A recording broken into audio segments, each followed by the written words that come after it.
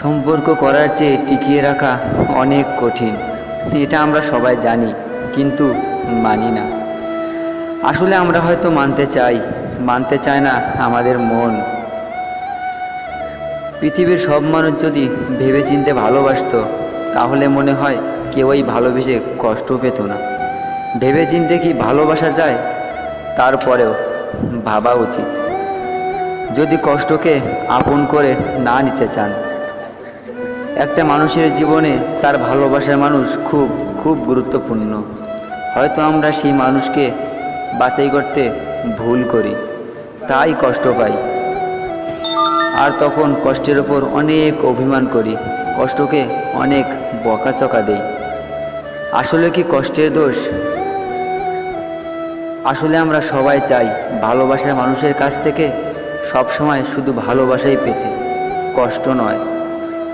তাই হয়তো পৃথিবীর সব কষ্ট সহ্য করতে পারি, কিন্তু ভালোবাসা মানুষের কষ্ট সহ্য করার ক্ষমতা আমাদের নেই, আমরা পারিও না। আসুন সম্পর্ক করার আগে একটু ভেবে দেখি, সম্পর্ক টিকিয়ে রাখতে পারবো কি না, মৃত্যুর আগ পর্যন্ত একসাথে থাকতে পারবো কি না।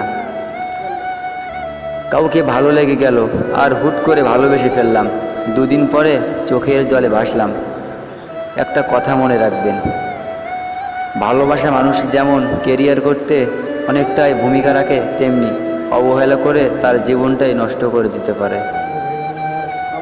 ভালো থাকুন, সুস্থ থাকুন, ভালোবাসা মানুষের কাছেই থাকুন। আমার কষ্টে গড়া প্রেমের বাগান করলি রে সরখার, তোর কারণে বুকে চাপা কষ্ট হাহাকার। আমার কষ্টে গড়া প্রেমের বাগান করলি রে সরখার, তোর কারণে বুকে চাপা কষ্ট হাহাকার। তুই চইলা গেলি রাইখা গেলি একলারে সংসার, আমার একলারে সংসার। তুই চইলা গেলি রাইখা গেলি একলারে সংসার, আমার একলারে সংসার।